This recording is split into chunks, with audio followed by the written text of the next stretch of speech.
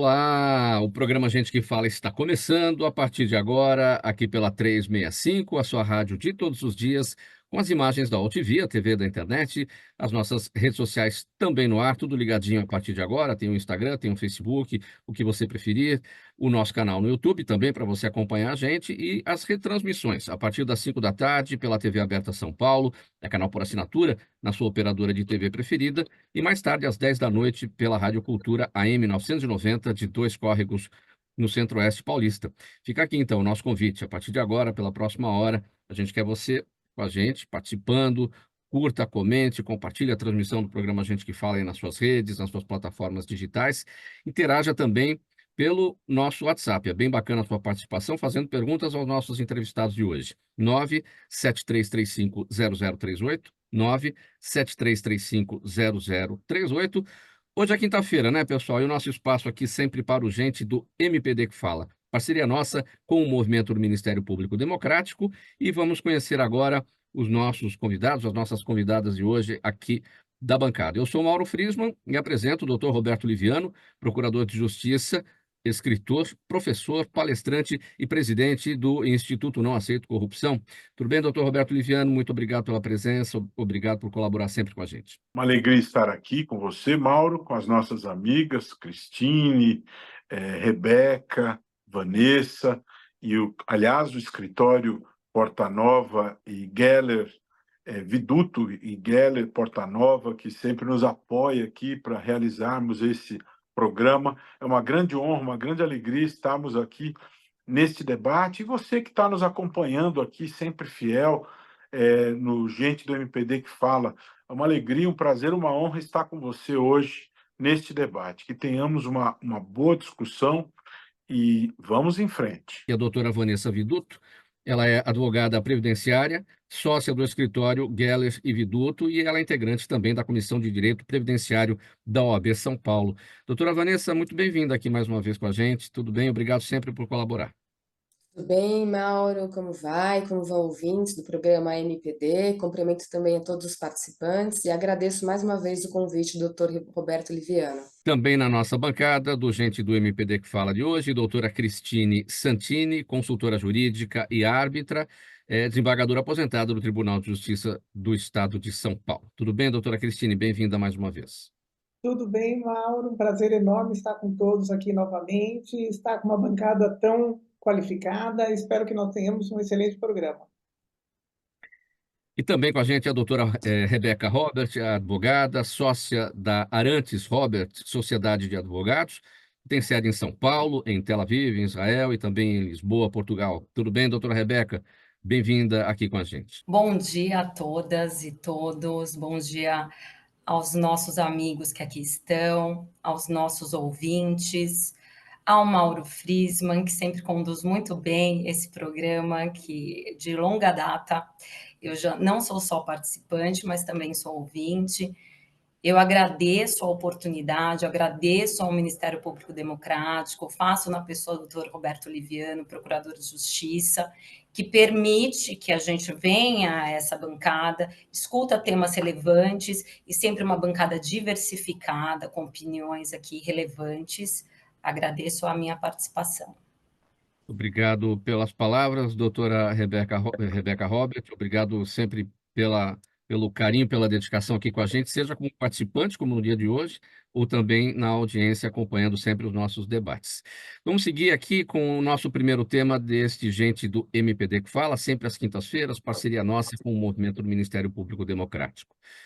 Dirigentes partidários e políticos de vários espectros da política acreditam que as eleições municipais de 2024 registraram um volume inédito de Caixa 2, de compra de votos e de tentativa de infiltração do crime organizado na política. Esses temas foram abordados por diversos parlamentares em discursos na Câmara e no Senado, e há indicativos dessas ilegalidades em registros da Polícia Federal e do Tribunal Superior Eleitoral. Em 2024, a PF apreendeu 50 milhões e 400 mil reais relacionados a crimes eleitorais, sendo 21 milhões e 800 mil em dinheiro vivo. Eu começo aqui esse tema com o procurador Roberto Liviano. Procurador Liviano, esses números, evidentemente, podem representar apenas a ponta do iceberg, né, considerando todo o montante de dinheiro que movimenta campanhas eleitorais, fundo eleitoral, fundo partidário, e a questão das emendas parlamentares aí que também vão para os municípios e vão para os estados, né? Como é que o senhor avalia? Eu avalio da seguinte maneira: me chama muita atenção os dirigentes partidários ficarem assim indignados com os números de compra de votos, com essa questão da infiltração do crime organizado e virem a público denunciar e reclamar tudo isso. Eu fico realmente perplexo com essa postura dos dirigentes partidários por duas razões. Primeiro, porque nós temos uma situação em que, desde 2013, nós temos em vigor a lei do compliance, a lei 12.846, e essa lei estabeleceu estas regras de integridade para todas as pessoas jurídicas. Isso avançou no plano empresarial, né? As empresas começaram a construir os departamentos de compliance das empresas, mas os partidos não, Mauro, né? Os partidos políticos não implantaram regras de integridade no mundo partidário. Então, se nós temos problemas no âmbito político, se existe esta bandalheira, existe uma grande responsabilidade por parte da classe política, por parte dos dirigentes partidários, porque eles simplesmente não cumprem a sua parcela de responsabilidade, deixando de implantar programas de compliance nos partidos. E os programas de integridade poderiam, e com certeza coibiriam muitas dessas questões. Simplesmente eles se comportam como se isso não lhes dissesse respeito. Por outro lado, são 50 bilhões de reais nas emendas parlamentares e quando o Supremo Tribunal Federal decide que tem que haver rastreabilidade, que tem que haver apontamento da destinação desse dinheiro e que os parlamentares não podem destinar o dinheiro para unidade diversa daquela a qual eles estão vinculados, qual é a reação do Congresso? Pacote anti-STF. Um pacote que afronta a Constituição, um pacote que afronta a independência judicial, um pacote que afronta o princípio da separação dos poderes. Então, acho muito interessante que os senhores dirigentes partidários se preocupem com a compra de votos, com a infiltração do crime, mas eles não cumpram a sua parte, não é? Sem dúvida que existe compra de votos. A pesquisa do Instituto Não Aceito Corrupção já havia alertado sobre isso. 62% dos entrevistados já declararam na pesquisa que nós temos compra de votos. Isso não é novidade. Então, o que ocorreu nessa eleição, isso é algo da nossa realidade. Então, que cada um cumpra a sua parte. Que cada um cumpra a sua parte, seu dever parlamentar, no sentido de nós termos transparência em relação às emendas parlamentares. Quem tem que cuidar do orçamento público é o executivo, não é o legislativo. Que cumpra a sua parte, estabelecendo regras de integridade nos partidos. Transparência, prestação de contas em relação ao dinheiro que é recebido. O Fundo Eleitoral do Brasil, 4,9 bilhões, é o maior fundo eleitoral do mundo. Então, quando se cumprir este lado, nós vamos ter melhoras em relação a esse outro lado que eles estão denunciando. É a minha opinião. Doutora Vanessa Viduto, a sua análise, se os próprios políticos, dirigentes partidários estão preocupados com crimes eleitorais, estão denunciando isso, parlamentares fazendo isso na tribuna da Câmara e do Senado, né? E são eles as pessoas corretas para dar fim nisso, né? O que dizer então da sociedade? Qual é a preocupação que nós devemos ter em relação a tudo isso? Eu concordo integralmente com as palavras do Dr. Roberto Liviano e ouvindo ele falar a respeito das emendas partidárias, as emendas PIX, né? Nós já tivemos oportunidade aqui no programa comentar quando isso estava em pauta, inclusive no Supremo Tribunal Federal, do absurdo que é a destinação de verba pública sem transparência alguma, sem apontamento do destino daquela verba. E agora a gente vê esse derrame de dinheiro nas eleições e dinheiro também vindo de caixa 2 sem a origem e sem a devida investigação, sem o devido compliance sobre essa dinheirama toda, também como fruto, né, dessa postura omissiva do Congresso Nacional, como o doutor Liviano colocou. Então, chega a causar até estranheza agora a gente ouvir os líderes partidários trazerem essas informações com um tom de indignação, quando no momento oportuno para legislarem, para tomarem medidas, para mostrarem que de fato é um Congresso idôneo, transparente, que vai fazer um bom uso do dinheiro público, não o fazem, ao contrário, apresentam medidas ante o Supremo Tribunal Federal para reprimir o Supremo, coibir, de certa forma, a autonomia do Supremo de julgar, né, e de impor a obrigatoriedade de você ter a transparência na destinação desse dinheiro público. No caso aí, o que eu acho mais gritante são essas emendas PIX.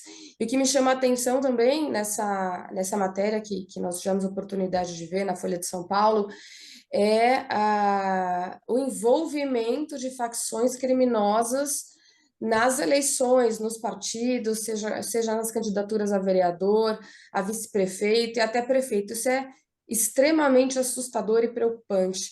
Então, ninguém melhor que os líderes partidários que estão lá para legislarem e para tomarem providências enfim, não permitirem que a gente chegue a esse fundo do poço, né, de facções criminosas estarem aí usando o poder, obviamente, para praticarem seus crimes e mal utilizarem o dinheiro público.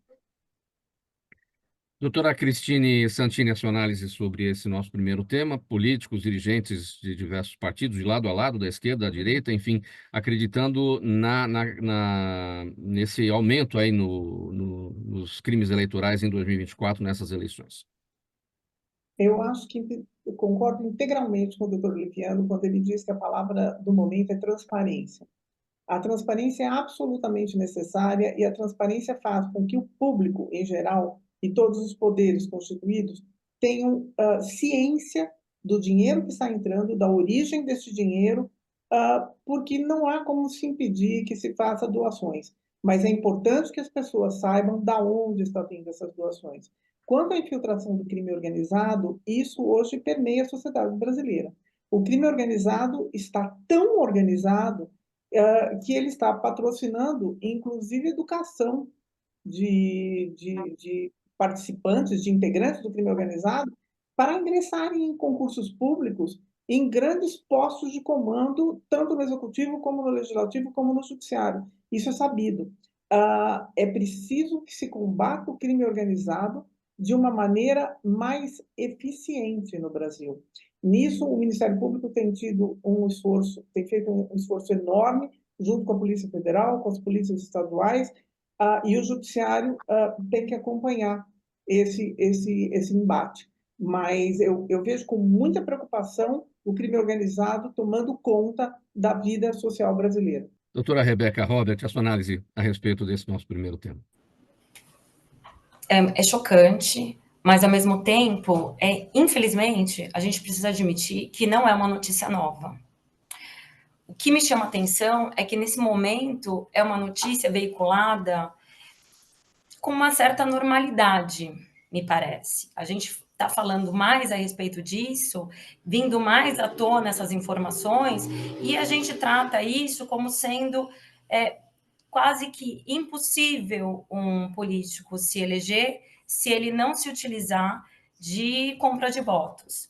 Eu tenho um grande amigo, delegado, que se elegeu com o maior número de votos para vereador na cidade de Guarulhos, da história da cidade de Guarulhos. Ele era da Secretaria de Segurança Pública desse governo e delegado, voltou para Guarulhos e aí se elegeu. E ele disse que muitas vezes, fazendo a campanha política, indo até os lugares, se apresentando, passando pelas escolas, ele presenciou várias vezes as informações de que isso acontecia ali nas escolas, sobre compra de votos. Porque eu fico imaginando como é que isso acontece na prática.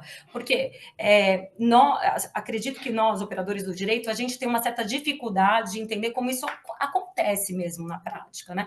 Como é que se leva esse dinheiro? A gente sabe de malas de dinheiro, a gente sabe que isso existe, que essas coisas a gente lê nos autos muitas vezes, a gente lê no noticiário, a gente ouve, a gente não sabe como acontece isso. Nunca ninguém chegou até mim perguntando se eu queria vender meu voto e quando seria esse voto. Agora, isso acontece de uma forma bem difundida na sociedade, mas não combatida. E é bem conhecido o modus operandi nesse sentido. Eu não consigo entender como isso ainda acontece e vem aumentando, segundo estatísticas, vem aumentando em municípios que antes isso não acontecia, isso vem aumentando, ou seja, é algo que não é novo, é conhecido e só aumenta. Só que hoje existe tecnologia suficiente para que a gente possa se valer delas para que haja investigação mais qualificada, uma investigação mais profunda e que a gente consiga penalizar os infratores. Evidentemente que existe um crime organizado por trás, que fica cada vez mais sofisticado também, que a gente tem que saber lidar com isso. Eu não sou da área criminal, mas o doutor Liviano me ensina muito a respeito disso, e o combate à corrupção, ela é uma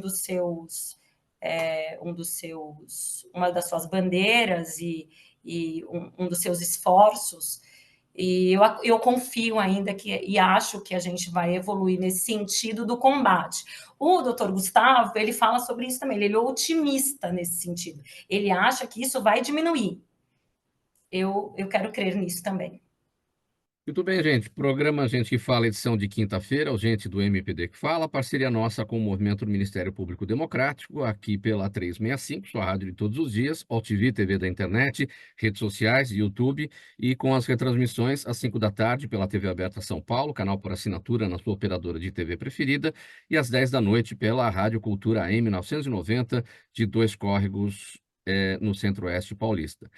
A gente está falando de compra de voto, ilegalidades eleitorais por aqui, nessas eleições municipais de 2024. Vamos ficar neste tema, só que saindo do Brasil, vamos para os Estados Unidos, porque o governador democrata da Pensilvânia, Josh Shapiro, declarou que as autoridades americanas poderiam investigar o bilionário Elon Musk, que prometeu distribuir $1 milhão por dia entre eleitores registrados em estados indecisos que assinarem sua petição pela liberdade de expressão e pelo direito de portar armas. Um cheque no valor, já de $1 milhão, né, já foi entregue a um apoiador de Donald Trump durante um comício republicano realizado no sábado passado. Para o Departamento de Justiça americano, a iniciativa de Musk pode ser considerada crime eleitoral. Procurador Liviano, o que é que tem de ilegal e o que é que tem de imoral nessa atitude de Elon Musk? Bom, o procurador americano já está demonstrando preocupação em relação a isso, e eu penso que as pessoas, pelo seu senso ético, não soa bem, né? Essa postura de distribuir dinheiro relacionado a um alinhamento político-eleitoral, e nós estamos falando do indivíduo mais rico do mundo, né? Então, isso não soa bem, né? Não soa bem, e nós tivemos um episódio, de certa maneira, semelhante aqui nas eleições de São Paulo, quando foram organizadas gincanas de cortes. As pessoas não percebiam isso, mas estas gincanas distribuíam valores em dinheiro e em período da pré-campanha, né? Com esses dizeres, seja meu sócio, difundia-se a imagem de um candidato, o senhor Pablo Marçal, e com isso ele ganhava vantagens na competição pelo voto. A Justiça Eleitoral, ela precisa atuar no sentido de coibir o abuso do poder político, tem que garantir espaços equivalentes na disputa pelo voto. Nós não podemos ter a força do dinheiro garantindo espaços privilegiados. No momento em que você tem privilégios através da força do dinheiro, você tem um desequilíbrio na balança, na disputa pelo voto. Isso se viu nestas eleições de São Paulo. O senhor Pablo Marçal está enfrentando ações investigações em relação a isso no âmbito da Justiça Eleitoral e pode ter decretada sua inelegibilidade por abuso do poder econômico. Isso é algo muito sério, pode ficar inelegível por até 8 anos por essas ações impróprias.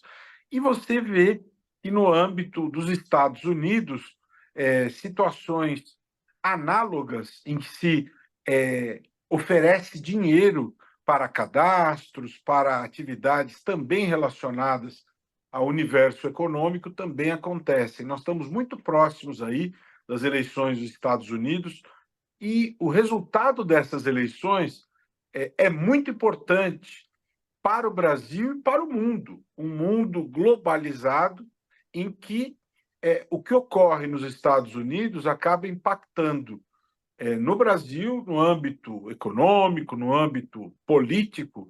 Nós todos aguardamos com bastante expectativa, com bastante ansiedade sobre aquilo que vai ocorrer. Estes episódios políticos, eles têm implicação, sim. Aliás, nós estamos tendo na Rússia a reunião dos BRICS e, neste aspecto, o presidente Lula não pôde estar presente por conta de um acidente doméstico, mas o diplomata Mauro Viveiros, se posicionou em relação a este tema no sentido de que a Venezuela não poderá estar ali ocupando posição em relação aos BRICS, e me parece que essa posição foi bastante apropriada por tudo que vem ocorrendo no âmbito político na Venezuela, com eleições bastante impróprias do ponto de vista da democracia. Não é? Então, são episódios que estão ocorrendo no mundo, não é? E vamos, nas próximas semanas, verificar o que vai ocorrer nessas eleições tão disputadas nos Estados Unidos. Ninguém pode cravar qual vai ser o resultado, né?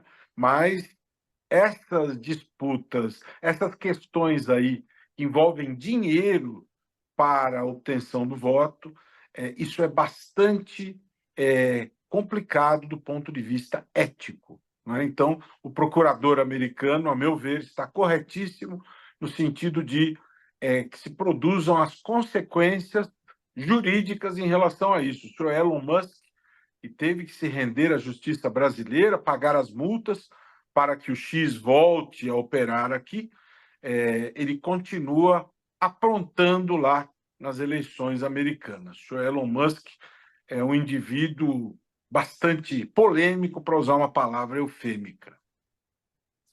Doutora Vanessa Viduto, essas doações essas doações, não, essa entrega de cheques, né, de $1 milhão por dia entre os eleitores registrados nos estados indecisos, pode configurar a compra de voto? Que paralelo, que analogia a gente pode fazer com a situação brasileira aqui? Olha, a meu ver, sim. E o que me parece é que isso não está sendo coibido com a devida importância que merece e com a rigidez que merece, porque o Elon Musk já vem fazendo isso, né, há um certo tempo. Diferentemente do que a gente observou na campanha agora recente para a prefeitura aqui na nossa cidade, em que o candidato, a Justiça Eleitoral, impôs medidas, tirou do ar as redes sociais, o perfil desse candidato que usava, obviamente, do poder econômico para impulsionar suas redes sociais e promover gincanas de cortes. Eu penso que a justiça brasileira eleitoral foi bem rápida e ágil, o que é importantíssimo para a democracia e para o equilíbrio nas eleições, né? O equilíbrio nas eleições é um dos pilares da democracia. Se você tem uma eleição desequilibrada, impulsionada por um poder econômico, é óbvio que você não tem uma eleição justa. Então, eu penso que é bastante preocupante, especialmente porque a eleição dos Estados Unidos tem repercussão no mundo inteiro, não só aqui no Brasil, como no mundo inteiro, como bem colocou o doutor Liviano. E penso que o procurador americano está corretíssimo, mas vejo uma certa complacência, uma certa demora no movimento da justiça e na aplicação de penalidades para coibir esse tipo de postura. Acho isso extremamente grave. Doutora Cristine Santini, sua análise? Eu acho esse assunto bastante interessante, mas a meu ver, ele precisa ser aprofundado.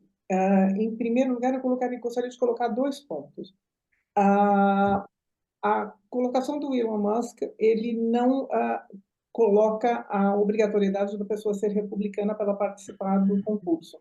Ele precisa ser simplesmente um eleitor registrado e assinar a petição.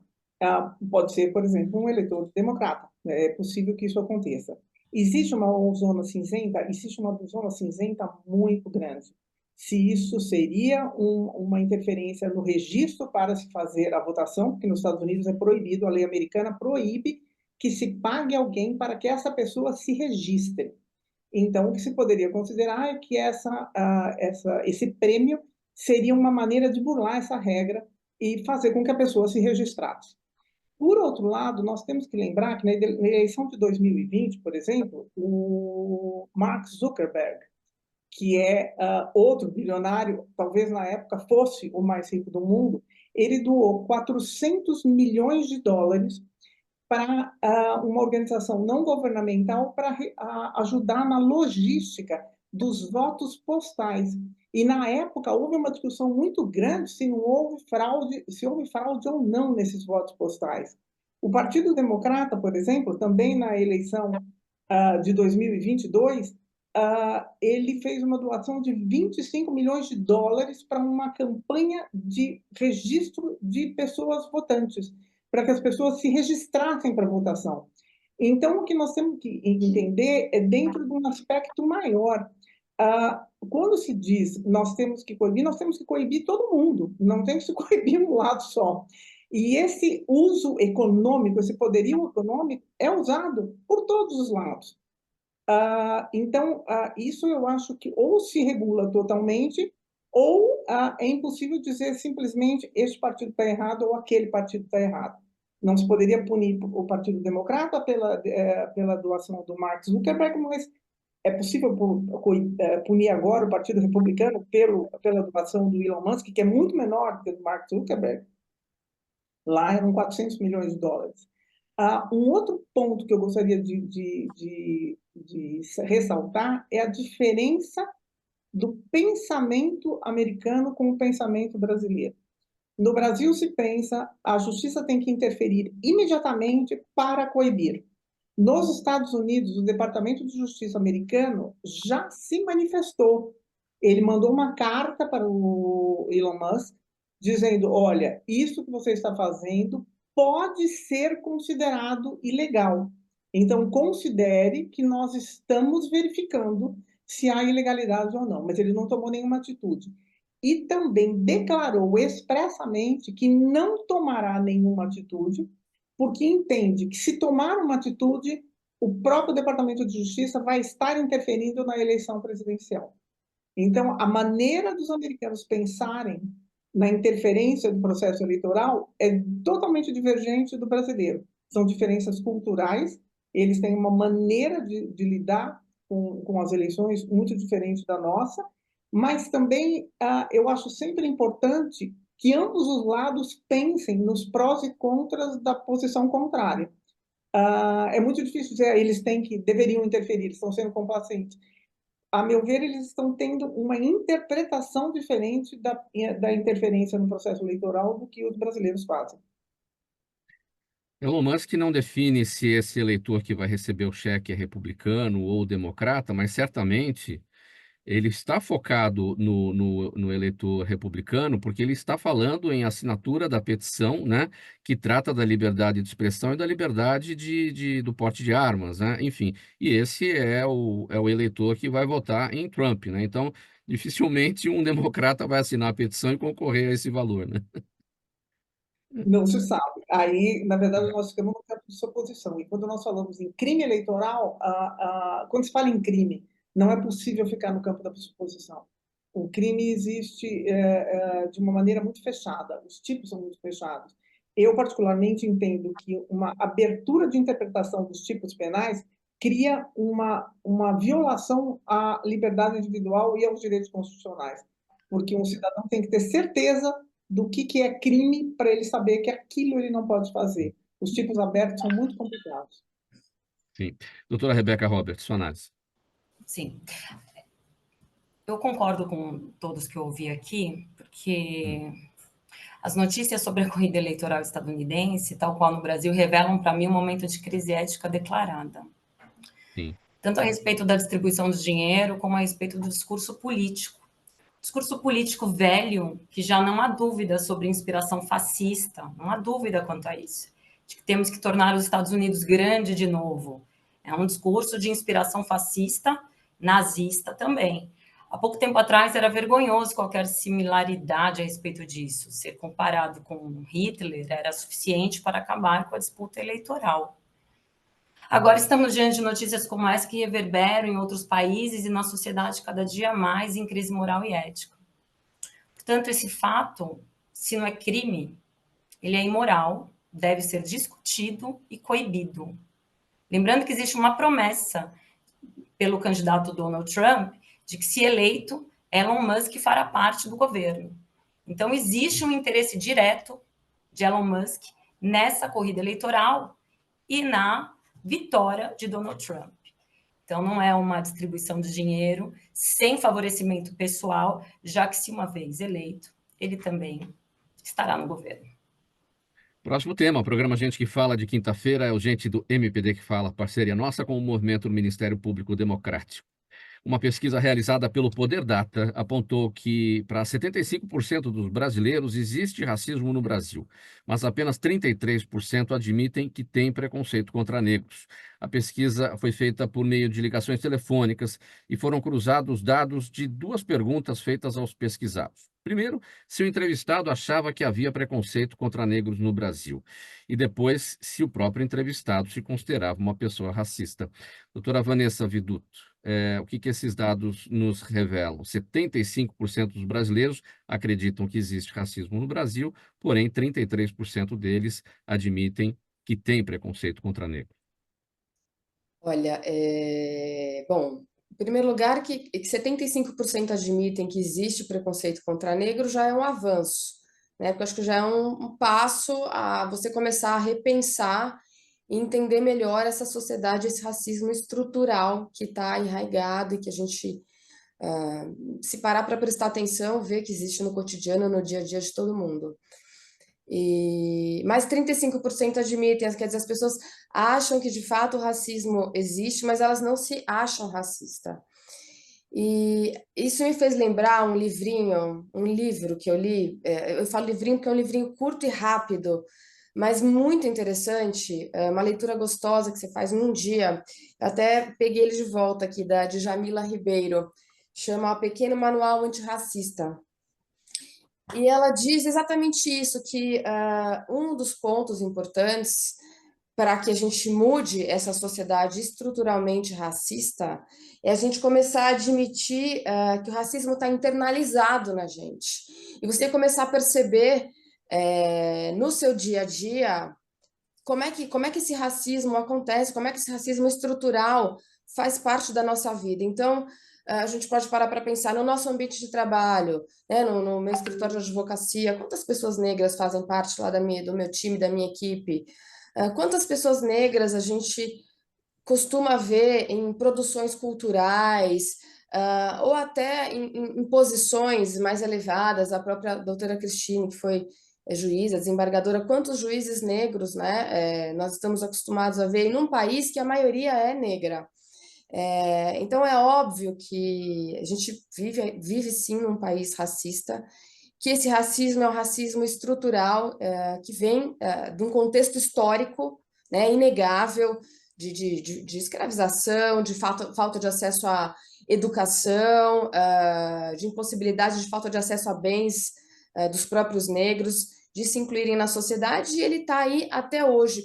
E que não adianta só o que esse livrinho ensina, e é muito bacana, não adianta só a gente nós não sermos racistas moralmente, adotarmos o discurso antirracista sem praticar nenhum ato efetivamente antirracista, né? Como participar, por exemplo, das políticas públicas da escola do seu filho, como olhar para a sua equipe de trabalho e pensar em dar uma oportunidade para uma pessoa negra fazer parte, olhar ter um olhar diferente para o que está à sua volta. Então, essa pesquisa não me espanta quando as pessoas entendem que o país é racista, que 75% acham que, de fato, o racismo existe, mas que 30% apenas admitem que são racistas. E, ao final da leitura desse livro, eu concluí que existe um racismo dentro de mim que precisa ser trabalhado. Essa é a verdade, apesar do meu discurso moral ser um discurso antirracista, né? Então, eu acho que é por aí. Eu acho que a gente tem muito a evoluir, a melhorar. Vejo também com otimismo esse tema, eu acho que é um assunto já mais discutido, mais falado. Na própria escola das minhas filhas, eu vejo uma preocupação e a gente participa de palestras e os pais fazem um movimento nesse sentido, mas quando você vai deixar seu filho na escola, você não vê que não tem pouquíssimas Sim. crianças negras ali, né? É. Mas eu acho que é isso, a gente precisa olhar para si, para o que está ao nosso redor e começar a entender que para melhorar, para mudar, a gente precisa fazer a nossa parte também. Então, vamos compartilhar, doutora Vanessa, a sua leitura da autora Djamila. Felipe, Vamos é compartilhar muito com a nossa audiência. bacana. É o Pequeno Manual Antirracista da Djamila Ribeiro. Recomendo. Uma leitura gostosa e fácil, que quando a gente termina de ler, são muitos dias pensando a respeito. Doutora Cristine Santini, desembargadora, sua análise, então, sobre essa pesquisa do Poder Data. 75% dos brasileiros acreditam que existe racismo no Brasil, porém 33% apenas admitem que tem preconceito. Eu acho que as pessoas não gostam de admitir que tem preconceito. E o preconceito existe no mundo todo. Existe nas pessoas, eu digo nas pessoas humanas, uma dificuldade de aceitar o que é diferente. Às vezes até um receio de aceitar o que é diferente. Eu morei no Japão. Morei no Japão durante 6 meses, isso há muitos anos. E nós vimos que existia no povo japonês uma dificuldade de lidar com pessoas que não eram japonesas, como na China, etc. Então, as pessoas têm essa tendência, eu acho que realmente, como diz a doutora Vanessa, é internalizada. É aquele conforto de estar num território conhecido com as pessoas que têm a mesma feição, a mesma cor, a mesma maneira de pensar. E é importante isso com a educação, mostrar que as pessoas, no fundo, são todas iguais. As pessoas têm as mesmas aspirações. Não importa a cor dela, não importa a raça, não importa a nacionalidade. As pessoas têm a ideia de que as aspirações delas são ter um bom trabalho, cuidar bem dos filhos, viver com saúde, chegar a uma velhice tranquila, morar num país que tenha segurança, etc., ter bons amigos. As pessoas são intrinsecamente muito iguais, mas às vezes fisicamente diferentes. Eu acho que a educação é o mais importante para quebrar o racismo. Não adianta falar, vamos quebrar o racismo com leis, com isso, obviamente precisa, mas para se quebrar essa coisa intrínseca, é colocar mais Sim. as pessoas em contato umas com as outras. Doutora Rebeca. Esse tema é interessante a gente discutir sempre, né? Sobre a pesquisa realizada pelo Poder Data e que foi divulgada em 19 de outubro de 2024, agora, me chama a atenção o aumento da estatística de que se autodeclara racista de 59% agora, que negava em 2020, para 50% que nega em 2024. Ou seja, aumentou a estatística para aqueles que se autodeclaram racistas. Foram 2.500 entrevistas em 181 municípios nas 27 unidades da federação, ou seja, contemplou todo o nosso território, todo o nosso país. A margem de erro é de 2 pontos percentuais, então acho que a gente precisa mesmo considerar. E a declaração sobre a existência de racismo, ou seja, a percepção de racismo. A pesquisa, ela considera... foram feitas 2 perguntas sobre a sua percepção de que se existe racismo na sociedade, e a outra é, você é racista? Você se autodeclara racista ou não? E sobre essa percepção também de racismo, aumentou no mesmo sentido. E aí, sobre essa percepção de racismo, a gente tem uma estratificação de que os homens percebem mais o racismo na sociedade, de que os jovens percebem mais, de que aqueles que têm ensino superior percebem mais, aqueles com renda familiar acima de 5 salários mínimos também percebem mais, e os evangélicos também percebem mais. Fechou a primeira entrevista. Bom, e aí a gente tem a segunda entrevista, que não necessariamente condiz com os resultados dessa, porque são as mulheres que mais se autodeclaram racistas, e aí vai. É diferente um pouco essa estratificação. Agora, não é uma novidade que o nosso país ele é racista. Afinal de contas, a gente pode estar se autodeclarando mais, porque talvez tenha tido uma tomada de consciência por parte de alguns setores da sociedade, como a própria doutora Vanessa estava falando, que ela se identificou em algum momento que ela poderia se encontrar nesta parcela da sociedade que se sente racista, embora não queira. Então, eu acho que a entrevista também leva em consideração, a pesquisa, nesse sentido, de pessoas que mais percebem a respeito de si mesmas, têm uma tomada de consciência a respeito disso, e até gostaria de mudar, eu quero crer, como a doutora Vanessa mesmo aqui colocou. Agora, essa pesquisa, para mim, não é reveladora de que a gente está se tornando mais racista agora, porque em 2020 a gente se disse menos racistas do que agora. Eu acho que isso é uma percepção maior, mas isso já existe há muito tempo. Não é à toa que a gente tem leis nesse sentido de combate ao racismo, uma lei criminal, inclusive, criminalizando essa conduta, e o direito ele está aí para promover uma mudança social também. Existem estudos sobre isso na sociologia jurídica, o direito como propulsor de mudança social, ou seja, um direito que não necessariamente está escutando aquilo que a sociedade quer fazer, mas está escutando aquilo que a sociedade precisa, e então impõe leis que podem ou não coibir uma determinada conduta. E assim já existe no nosso país há algum tempo. Se vem coibindo ou não, esse é um outro aspecto que a gente precisa discutir.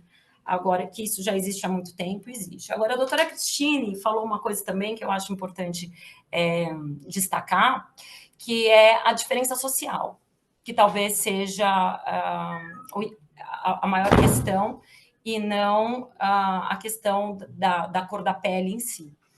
No nosso país, sem dúvida nenhuma, existe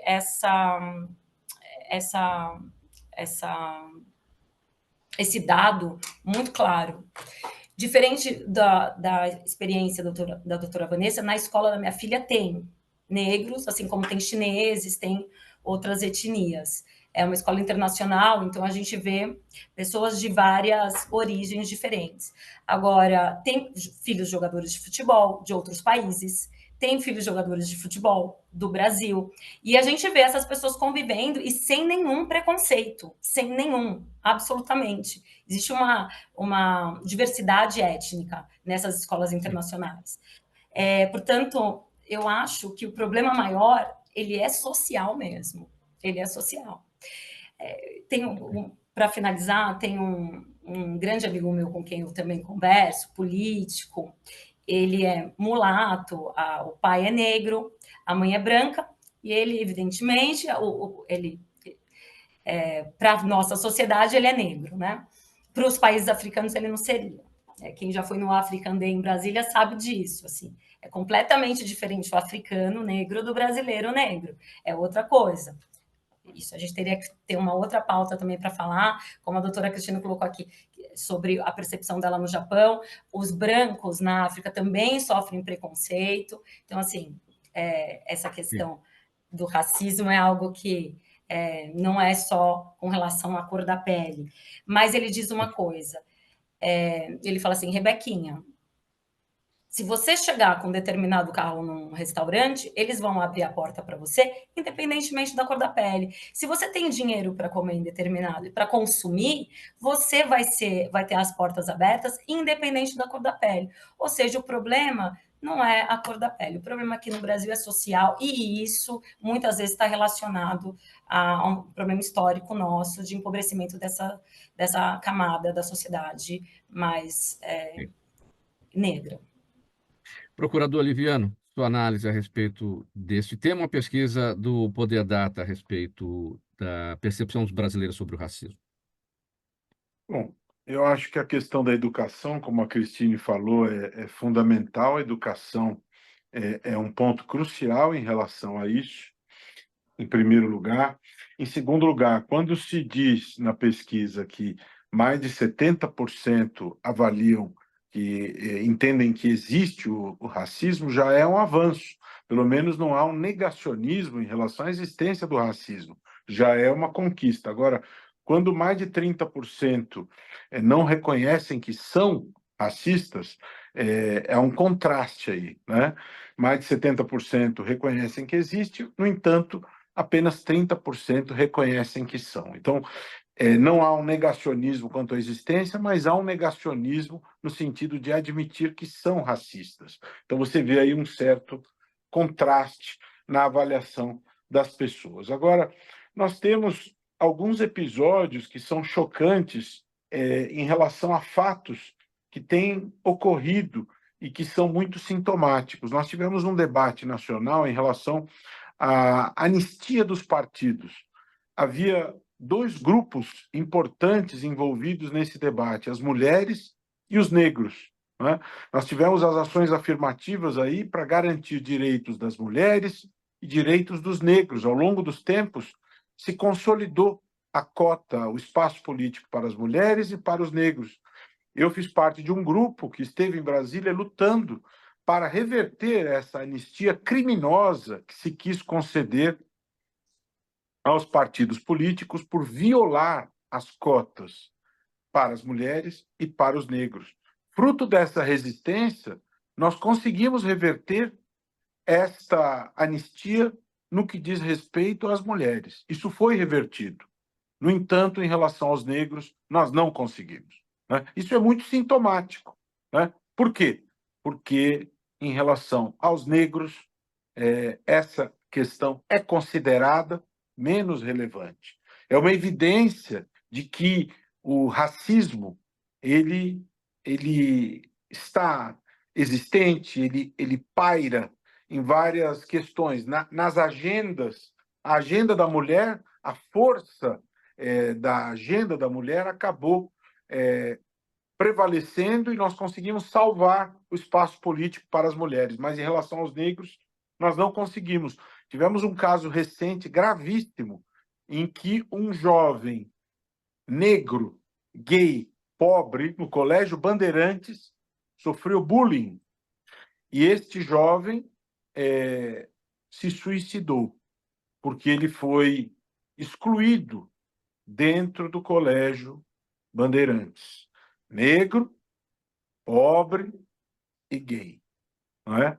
Então, essas coisas todas devem gerar reflexões. Dentro dos estádios de futebol, frequentemente nós vemos cenas em que os torcedores, motivados pelo fato de estarem em grupos, as hordas os incentivam a fazer gestos imitando macacos, né? Isso é frequente no Brasil e fora do Brasil.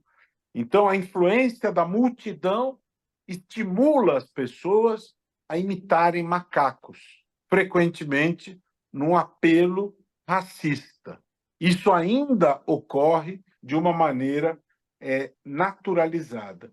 Isto é bastante sério, isto é bastante grave. A polícia aborda pessoas suspeitas, mas o branco é considerado usuário e o negro é considerado traficante. São dados científicos criminológicos.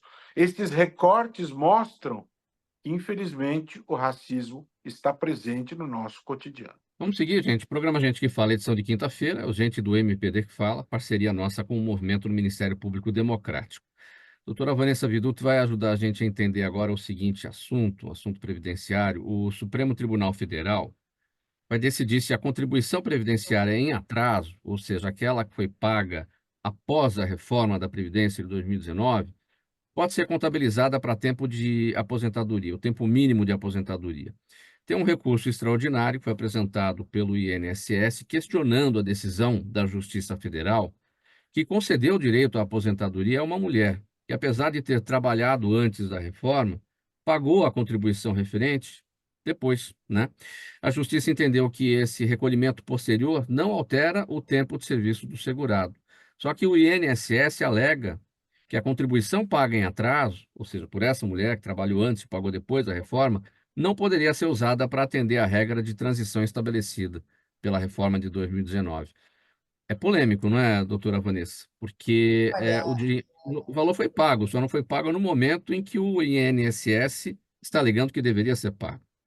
a gente precisa entender o que que gera o direito de pagar uma contribuição em atraso, que é uma situação extremamente corriqueira para nós que trabalhamos com direito previdenciário. É muito comum ao longo da vida do trabalhador, em determinado momento, ou ele ter uma relação de trabalho não formalizada, mas ele de fato trabalhar, receber a sua remuneração, ou ele trabalhar como um autônomo também e receber renda por esse trabalho, e não efetuar os recolhimentos para a Previdência Social. E o que que é o princípio, o que que te permite fazer recolhimento em atrasos? É você ter exercido uma atividade profissional remunerada, né? Esse é o princípio que permite que você faça recolhimentos em atraso. Por quê? Porque todo cidadão que trabalha e ofere uma renda do trabalho é um contribuinte obrigatório da Previdência Social. Em sendo um contribuinte obrigatório da Previdência Social, você pode, então, recolher, uma vez você comprovando que você trabalhou e que você aferiu renda do trabalho, você pode recolher aquelas contribuições em atraso e aquele período vai ser, então, computado para fins de você atingir requisitos para aposentadoria. Muito bem. O que que aconteceu? Em novembro de 2019, 12 de novembro de 2019, a Previdência Social, tanto o regime geral do INSS quanto o regime próprio dos servidores públicos, sofreu uma ampla reforma. E como em toda reforma que muda, né, de maneira significativa as regras para aposentadoria, rapidamente no regime geral, que não existia até então obrigatoriedade de idade mínima, passa a ser obrigatório cumprir uma idade mínima de 62 anos para a mulher, 65 anos para o homem. Foram trazidas 5 regras de transição, que são regras que amenizam a nova regra de 62 anos para a mulher, 65 anos de idade para o homem. Então, vão permitir que os segurados que já contribuíam para a Previdência Social se enquadrem numa dessas regras de transição e não precisem, então, atingir a regra nova na sua integralidade. E essas regras, muitas delas, exigem requisitos de tempo já existentes quando a reforma aconteceu. Uma delas é uma regra que prevê um pedágio de 50% do tempo que faltava em novembro de 2019 para completar os 30 anos de contribuição para a mulher ou os 35 anos de contribuição para o homem. Ela exige que, na data da reforma, a mulher tivesse pelo menos 28 anos de contribuição e o homem 33. E aí surge a seguinte discussão com o INSS. Uma situação que sempre foi permitida com previsão legal, que é você vai ao INSS, comprova que naquele buraco ali, naquele período que você não recolheu, você trabalhou e auferiu renda para do trabalho, através do trabalho, e comprova isso documentalmente através de recibos, através de inscrição no órgão de classe, enfim, através de provas documentais contemporâneas e idôneas. O INSS passa a entender que para você atingir requisitos para esta reforma, você não pode mais utilizar os recolhimentos em atraso, que é um recurso muito utilizado pelas pessoas e com previsão legal. E então, essa senhora vai buscar o Poder Judiciário para legalizar, para que essas contribuições em atraso sejam então computadas, para que ela consiga atingir as regras de transição. E o INSS não concorda, recorre de uma decisão proferida pelo Tribunal Regional Federal da 4ª Região e leva esse tema para o Supremo Tribunal Federal. O Supremo Tribunal Federal reconhece que há um número expressivo de processos discutindo exatamente isso, em função da reforma. Então, afeta de uma maneira correta o tema, para que possa produzir uma decisão uniforme e para que evite esses inúmeros recursos e processos discutindo o mesmo tema. Eu penso que o Tribunal Regional Federal da 4ª Região agiu corretamente, porque ele simplesmente utilizou um princípio embasado na legislação, que é o direito de você recolher atrasado se você comprovou que você era um contribuinte obrigatório da Previdência Social.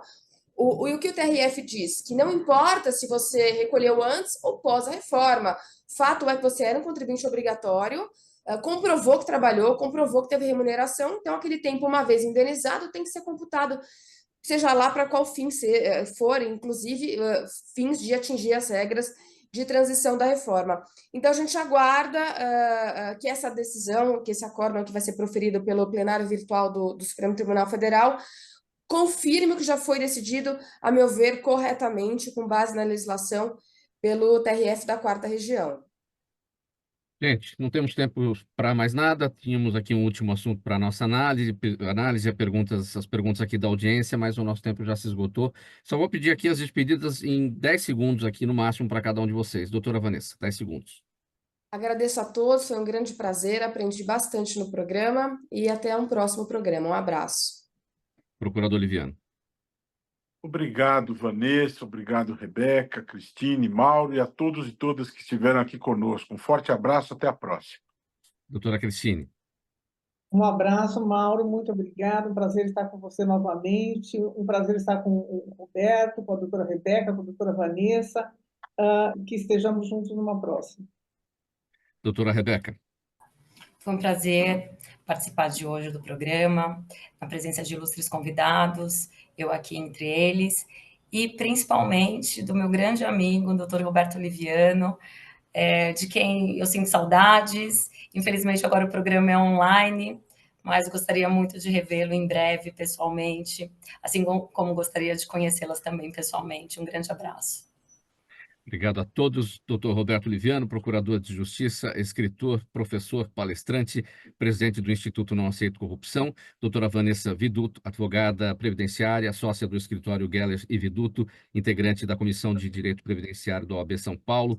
Doutora Cristine Santini, consultora jurídica, árbitra, ela é desembargadora aposentada do Tribunal de Justiça de São Paulo. E a doutora Rebeca Robert, advogada, sócia da Arantes Robert Sociedade de Advogados, que tem sede em São Paulo, Tel Aviv e em Lisboa. Muito obrigado pela presença de cada um de vocês. Ponto final aqui na nossa edição do Gente que Fala de quinta-feira. É o Gente do MPD que fala, sempre a parceria nossa com o movimento do Ministério Público Democrático, pedindo desculpas aqui à nossa audiência também pelo fato do tempo no final aqui não permitir que a gente fizesse as perguntas de vocês aqui para os nossos entrevistados. Mas a gente se despede, prometendo voltar amanhã aqui pela 365, sua rádio de todos os dias, AltV, TV da internet, redes sociais, YouTube e as retransmissões. TV Aberta São Paulo, canal por assinatura na sua operadora de TV preferida, às 5 da tarde e depois às 10 da noite pela Rádio Cultura AM 990 de Dois Córregos, no Centro-Oeste Paulista. Um abraço para todo mundo, obrigado pela audiência, tchau, até amanhã.